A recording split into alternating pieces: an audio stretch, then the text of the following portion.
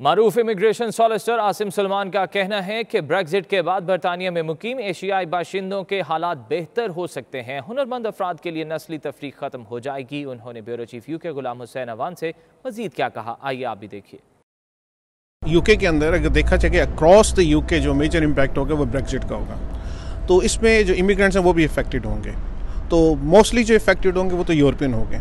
तो यूरोपियन के लिए उन्होंने ऑलरेडी मॉडर्नाइज गाइडेंस उन्होंने जो है जारी कर दिया है कि जो भी हैं यहाँ पे उनके लिए ज़रूरी है कि वो अपना रजिस्ट्रेशन के लिए अप्लाई करें, और जो ऑलरेडी हैं वो अपनी परमानेंट रेजिडेंस के लिए अप्लाई कर सकते हैं। इसके साथ साथ मोस्ट लाइकली ये है कि जैसे ही ब्रेक्जिट होता है काफ़ी सारे यूरोपियन जो है वो यहाँ से चले जाएंगे। तो उसमें खदशा ये है कि काफ़ी सारे स्किल्ड जो लेबर हैं यहाँ पे वो चले जाएगी। तो हमें उन्होंने ऑलरेडी एक इंडिकेशन दिया हुआ है कि यूके जो है ना वो अट्रैक्ट करेगा कि मोर स्किल लेबर। तो इस टाइम पे जो पॉलिसी है हमारी Tier 2 की, ठीक है, वो काफ़ी स्ट्रिक्ट है।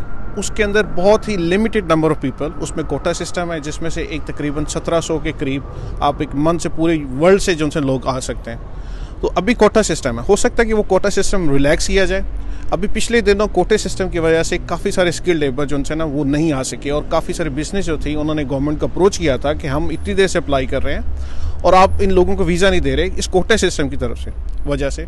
तो उन्होंने ये किया कि NHS का जितना स्टाफ था वो 60% जो था ना वो कोटे का लेता था। तो उन्होंने NHS का जितना भी डॉक्टर से नर्सेस से उनको कोटे से निकाला और काफ़ी सारे लोग आना शुरू हो गए। तो उम्मीद ये है कि जैसे ही ब्रेक्जिट होता है और साथ साथ अगर थोड़ी सी शॉर्टेज भी हुई तो ये जो कोटा सिस्टम है ये भी रिलैक्स होगा। हम पूछना ये चाहते हैं कि जो अगर ब्रेक्सिट होता है तो जो कॉमनवेल्थ कंट्रीज के सिटीजन बरतानिया के अंदर रहते हैं उनमें से कुछ लीगल भी हैं कुछ इलीगल भी हैं, उनके लिए आप समझते हैं कुछ बेनिफिट हो सकता है? देखिए उस जो कॉमन सिटीजन है वो जो आवाज़ है उनको लीगल करने की वो काफ़ी देर से जो ईवानों में गूंज रही है, ठीक है।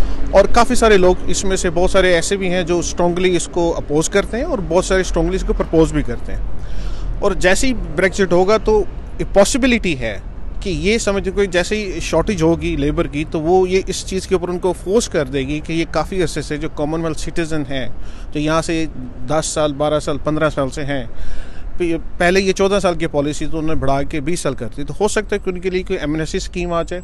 ये 20 साल का जो ड्यूरेशन है इसको कम करके 10 साल कर दिया जाए, 12 साल कर दिया जाए, 14 साल।